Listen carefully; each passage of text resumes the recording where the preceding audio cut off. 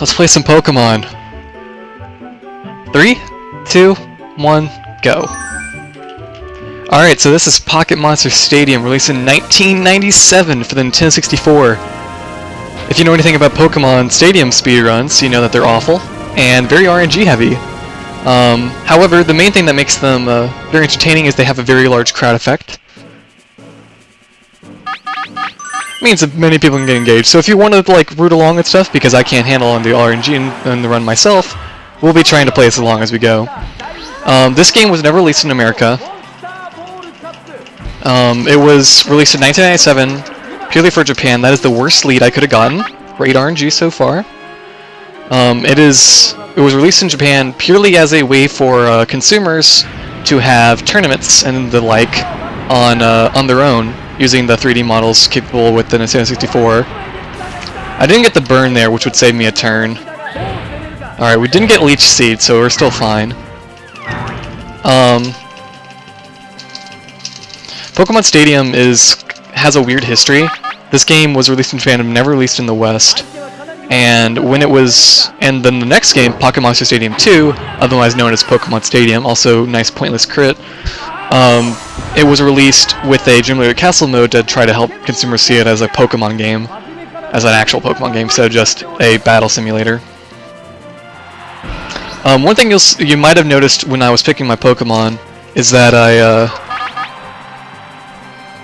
I was not able to have every Pokemon available. The game only has 43 different Pokemon I can choose from. All of them are fully evolved except for Pikachu, which is special because it's Pikachu. And so this run aims in beating Monster Ball as fast as possible. There are 2 game modes you can do without having transferring in Pokemon. And for Pokemon Stadium speedruns, transferring in Pokemon is against the rules that we use. That goes for any Pokemon speedrun. We got Quick Attack there, which wastes a little bit of time, but should be fine. So this is all pretty self-explanatory. Alright, cool, we got 3 for 3 on the Fire Blast, which is good.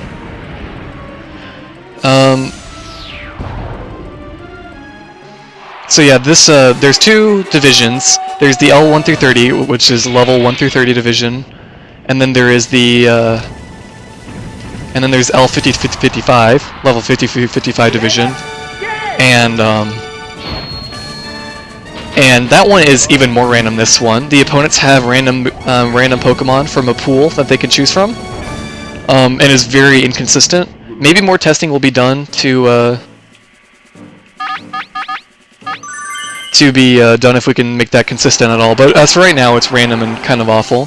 L1 through 30 on the other hand, same teams, we can use the same Pokemon and get the same strats, given we don't get royally screwed up by RNG, which can only happen on a couple of fights, but hopefully we won't have to see that. So my team I'm using is as follows. It's a Nidoking, Primeape, Arcanine, Electrode, Tauros, and Gyarados.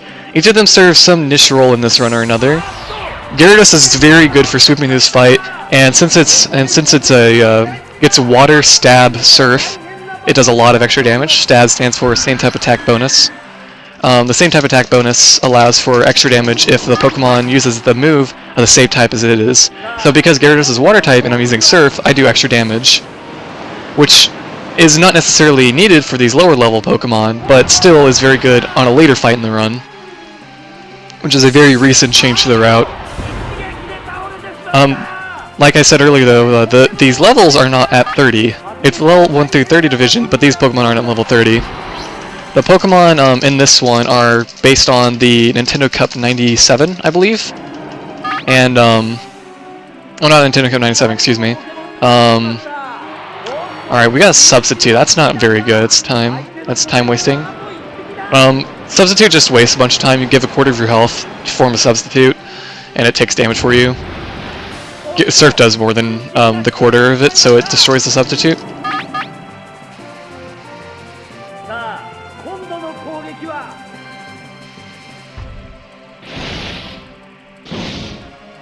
That's Bite. Has a chance of flinching me. Hopefully I don't get flinched. Alright, good. No flinch. Flinching just makes it so you can't attack that turn. Alright, because it didn't die, we'll be going for Dragon Rage. This Gyarados also knows Dragon Rage, and the reason we'll use Dragon Rage over, that's Double Slap. 3. Alright, that's not great, but it's not horrible either. We'll use Dragon Rage because Dragon Rage has far less lag than Surf does, so we can save some frames by doing that. Dragon Rage always does 40 damage, regardless of what the levels are or anything. Okay. So that's fight number 2 down.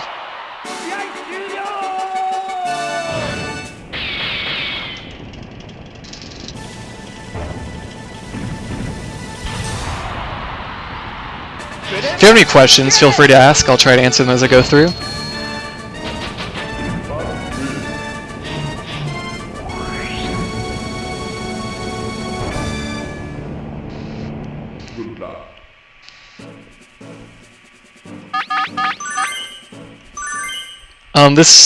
There are 8 fights in Monster Ball, and so we'll be just trying to get through the 8 fights as fast as possible. And world record is about 21 minutes, so just for reference. However, I can get screwed over by RNG pretty harsh, and still come and go over 30 minutes, but usually it won't be my fault unless I mess up somewhere, which I hope I don't. I do have notes in front of me. I don't know how to speak Japanese. I do have a lot of the menus memorized, though. I know what moves are on which key. When you press the A button to go into the battle menu, the game, once you can press R and hold R to check your moves where they are on which C button, because I'm on an N64 controller. However, it's I already have them memorized, so I don't need to check, so I can just menu immediately the command, and it saves some time over checking. Aerodactyl's kind of a bad lead. We got double Dragon Rage, which is bad. Hopefully it doesn't end up screwing us up too bad. Oh, we got Diglett. Alright, if Diglett digs here, if I don't kill and Diglett digs, I'll switch to Gyarados. Alright, that was a crit, so that should kill. Good crit. Critical hits work a little bit differently in Gen 1 as they do to most other Pokemon games. For one, they don't do 2 times the amount of damage, they do 1.9-ish. It's based on your level and speed stat. Also, how likely you are to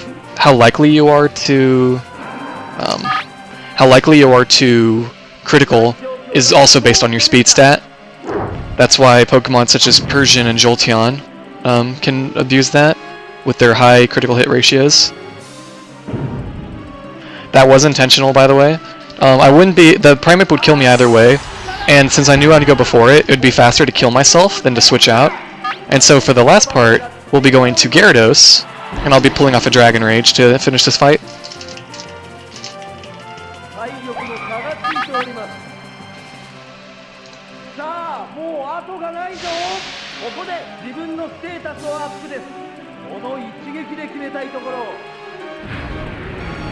The announcer is pretty good.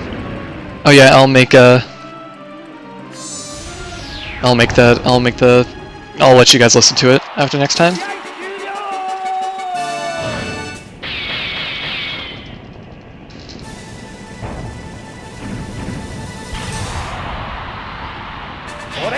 Did I say Diglett? It's Dugtrio. I don't remember saying Diglett. Whatever.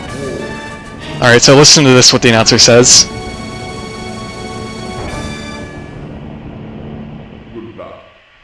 Nobody knows what the heck he says. It's a common joke that we don't know.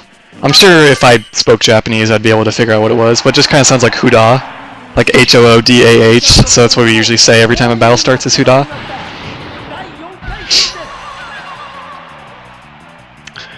Alright, well, Jink's lead is bad. I've not been getting great RNG so far, but it's not been horrible either. Alright, good. That's good.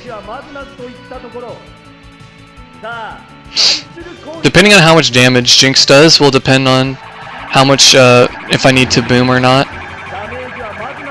Alright, that should be fine. That wasn't a max roll, Psywave.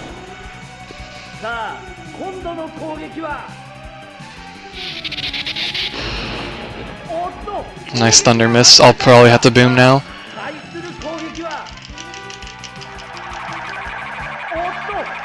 Okay, it missed too. Actually, can Psywave miss? Oh goodness. That's not what I wanted to do. Alright, I crit, that makes up for it.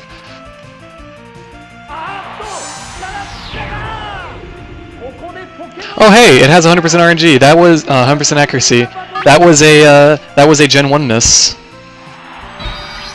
This game does still function under Gen 1 rules, where there is a 1 in 256 chance of any move can miss, except for Swift. And you can't get out of a freeze unless you're hit by a fire attack. Hyper Beam has no recharge turn if you kill with it. Sleeping takes a whole turn to wake up. Good, that's a damage roll. Alright, and some other things. We won't be using the Hyper Beam trick in this run. You use the Hyper Beam trick in 50-55 division. That world record's held by Worcester. L1-30 division does not actually have any completed runs, like beating all 4 cups. Monster Ball, Super Ball, Hyper Ball, and Master Ball.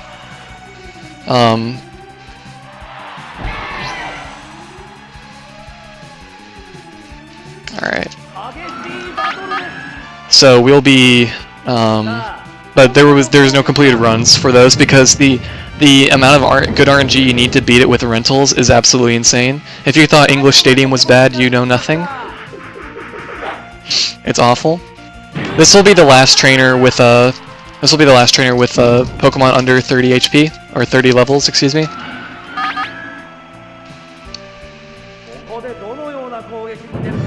Yeah, this is basically Stadium 0.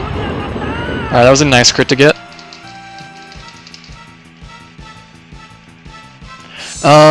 The trainer is just supposed to be like like a copy basically of the character from Pokemon Red and Green. So I guess kind of red, yeah. Kind of looks like him, yeah. Also, we just like pin our badges to our hat. I don't know, I don't get it. Alright, so now we're halfway through. Here's where the real red begins. King Electrode Tauros. If you notice, when the Pokemon fade in, it lags pretty bad.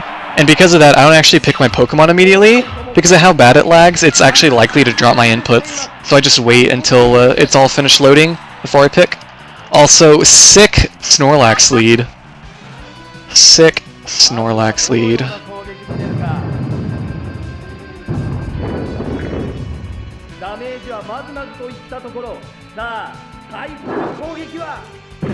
Alright.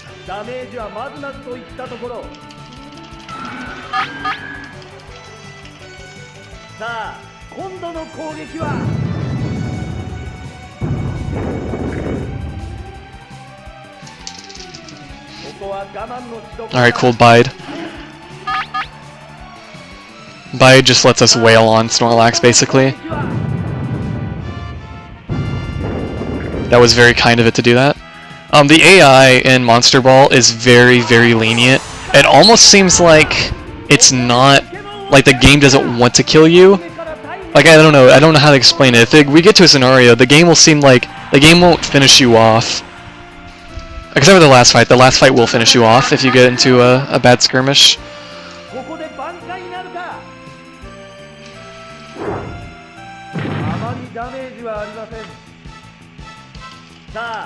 Alright, so this Electrode should go down pretty easily. I'm not sure if this is a one-hit or a damage roll, although I'm pretty sure it's a one-hit. That good? Alright, so the same Pokemon are in each team through each difficulty. The difference is that they get better movesets and that their levels are all at 30, and then they have better DVs, which is basically their base Pokemon stats that they get at birth. Okay, cool. Cloyster, that's not what I wanted. Alright, so we're gonna hope that it doesn't use Withdrawal here.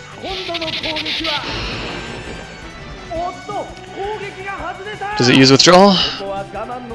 It uses Bide. That's kind of scary. Bide is 2 to 3 turns in Gen 1. Is that a crit? No, it's not a crit. That was a really low damage roll. I'm gonna go for it. Risk it for the biscuit.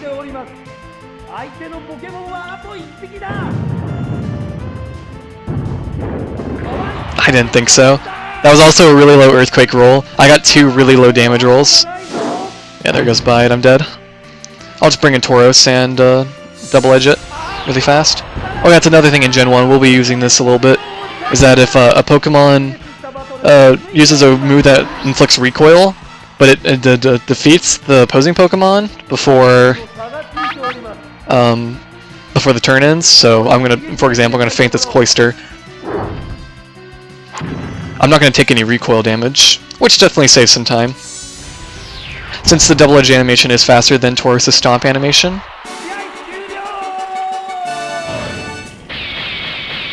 Could I animation? Yeah, right now would be perfect. Okay, then we have $5.60 from Deathline. Okay, thanks for watching, everyone. Put this towards Pokehero for Christmas. I will have it win. Classic. So if you don't win, you might want to donate against it. And then that gets close to the $300 to get weeks in. Okay, cool. Gengar lead. Alright, thank you for the donation. ThePokehero. I'm sorry, what? Okay. Alright, well. Neat hypnosis. Neat! Alright, that's bad. Wake up, nice. Alright, in Gen 1 you can wake up on the first turn, but since sleep takes a full turn, there's nothing you can do about it really. Is it gonna hypnosis spam again? Okay, Nightshaded. We actually want it to Nightshade.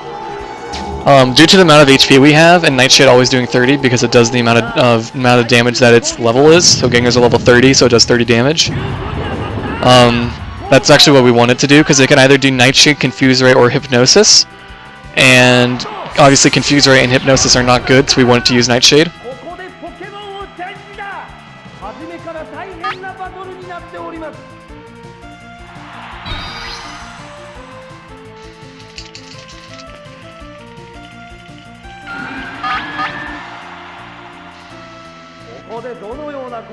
Oh, RDA's back. What's up?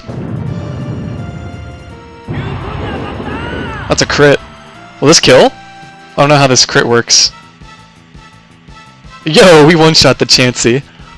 If it had lived, the announcer would have said something before the health bar had finished scrolling. I don't think they really programmed this game very well. It's pretty much a straight port of mechanics from Red and Green. Oh boy, Lapras. Alright, so I'm gonna go for a Thunder here.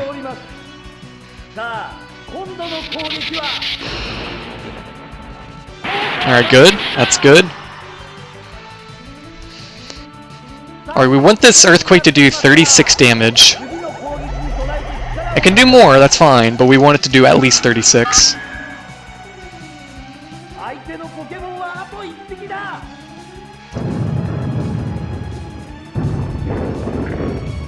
That's even better, okay. So now I should be able to kill with Earthquake. So now I use a Solar Beam, even though I'm a Poison type, so it doesn't do very much.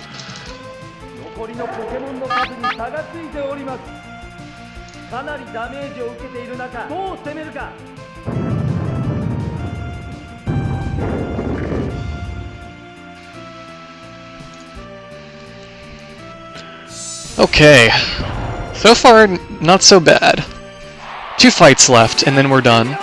So we're on to the semifinals now. If you notice, the background has changed. It's now like sunset, which I think is a cool detail.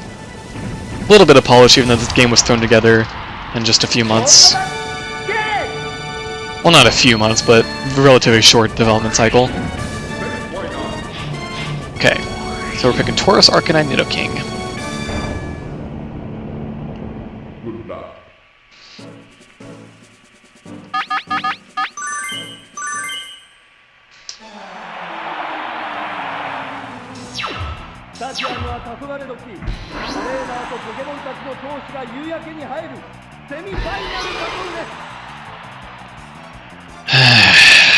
Okay. I'm getting really bad leads this run. It's not like I've gotten horrible RNG, just my leads have been really bad.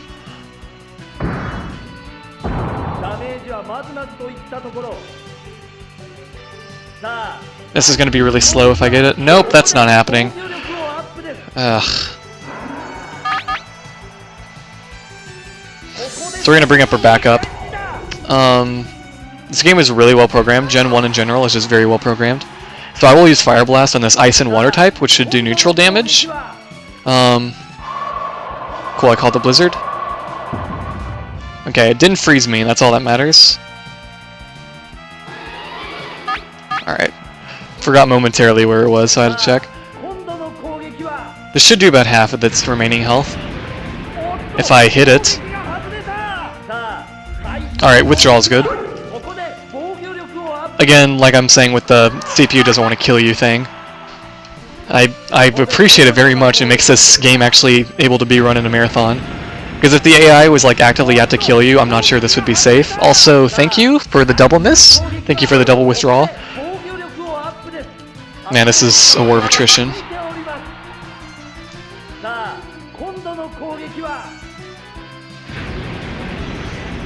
Thank you. So it says it's not very effective, although it does neutral damage. Okay. Aurora Beam is good. That doesn't do very much damage. I can probably live another one. Unless it crits or gets a really good damage roll or something.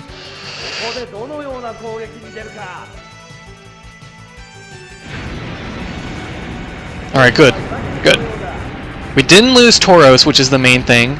Arcanine's really just a backup on this fight. So we can actually lose Arcanine with very little consequence. Nice animation glitch. That should be fine. I don't know if it will kill Arcanine right now, though. I used Thunderbolt, okay. Yeah, okay. That's fine. We have Nidoking. We'll just bring Nidoking in an Earthquake.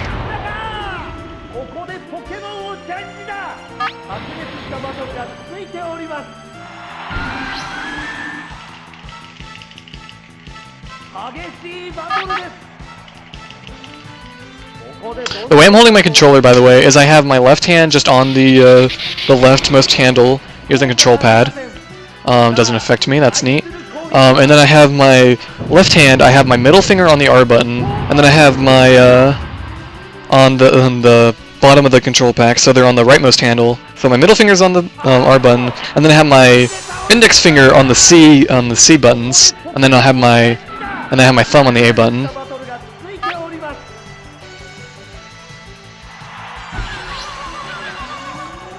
Please. Alright, that would have been nice to have Arcanine for, but we should still be able to pull this out. I don't know how much this Earthquake does. Tauros should outspeed this Jinx, though. It's the worst case scenario. Okay, it should Blizzard, I think. Maybe Psywave. Oh, it Ice Beams! It has Ice Beam! Okay. As long as it doesn't crit, I should be fine. Yeah, okay. Please. Epic Game Boy. Whoa! Hold up! We're in a speed tie?! I got rigged. That was a 50-50. So I would have ideally wanted to lose the first speed tie and won the second one? Well, that's lame. I did not know that. Alright, so we're 1 versus 2 right now, which is a little bit scary. As long as we don't get Gen 1 miss, this run should still be fine. I should get through this fight. Yeah, okay. And now just don't Gen 1 miss. Good. Alright, so I'm not sure what the last Pokemon is. I'm not even sure what I want it to be. Oh wait, that is the last Pokemon. Oh right, Cloyster, I wasn't even thinking. Alright, well, never mind then, we're good. We're good. Sorry, a little freaking out for nothing.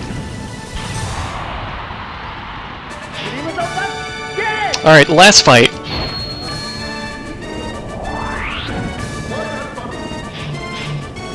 Alright, so this lass here has the best AI in this, and she is out for blood. She has the best AI, she has the best team, she's out for blood. So it's now pitch black outside, which I think is a cool detail, like I said earlier. Alright, so we're gonna need some thunder hits here. No we don't, we need a self-destruct. Okay. This remix theme is pretty good. Before Gen 1 this. Okay, good. Nice, and I got a crit. It's a damage roll without a crit, so that's convenient. Guaranteed kill.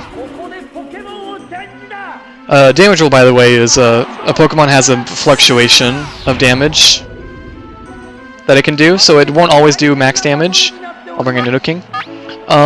It won't always do max damage. It could do less, but it'll always be in like a range. And there are 16 possible damage rolls for each attack in Gen 1.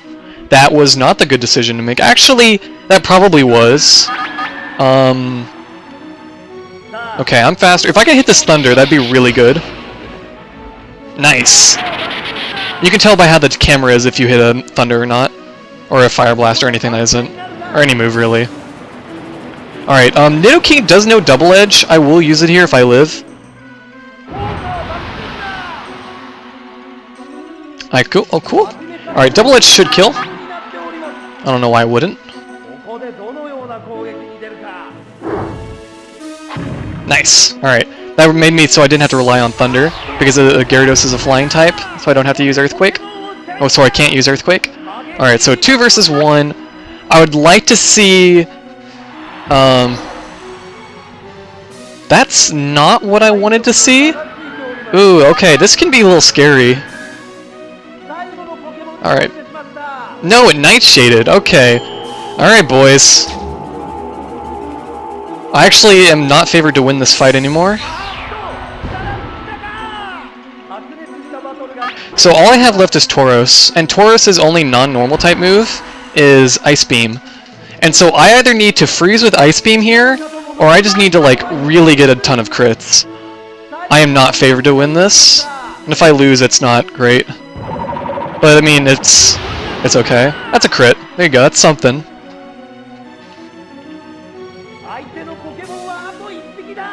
Alright, it went for Psywave. That's good. Another Gen 1 miss. Can you believe that?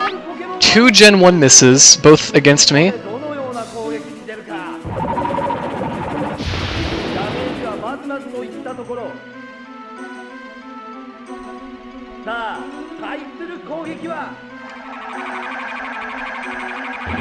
Alright, went for the Psywave again. This is going to be close. We just need some good RNG in order to win this fight right now. I really would like a freeze. That would guarantee this win. If I got a freeze. Alright, well I didn't get a freeze yet. Is it going for a Psywave again? Alright, it keeps going for Psywave. That's fine. Yes! Alright, that's the lowest possible thing. Psywave's gimmick is that it does 0.5 to 1.5 times the amount of damage it should do. And so I just got a 0.5 low roll. And so it does only 1 damage to me. That was the best possible RNG I could have gotten in that situation. Alright, so I need a crit on this last turn in order to kill. Alright, just don't max roll, we should be fine. Okay, cool. We win. I think we win. Unless we get a Gen 1 miss Ice Beam, I think we win. Because AI was stupid and didn't use Nightshade.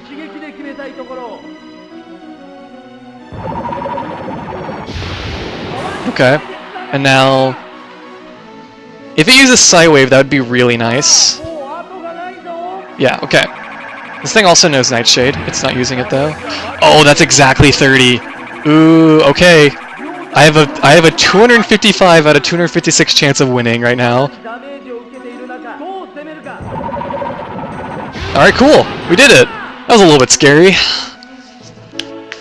Woo, that was a little bit scary.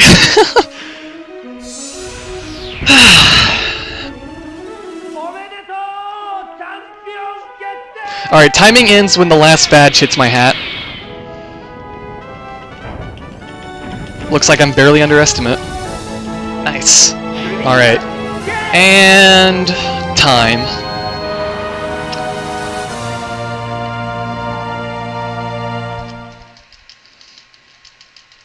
Alright! That's Pocket Monster Stadium. Alright, I'm gonna do a little bit of plugging here, I'm sorry. So, I'd like to thank a couple people first. I'd like to thank Pico. I'd like to thank Worcester for both helping me with this run. And just helping this like become a thing in general. This whole thing being a speedrun. And I'd also like to thank PSR the Pokemon speedrunning marathons. I will be doing this run at PSR next week, you know, plug. You should actually really watch PSR next week, it's really good. There are a lot of top runners there. And I will be running. And if it wasn't for my run, this run getting in, I probably would not have submitted it to SS4C. So you can thank PSR for this run being in here. I hope that was interesting.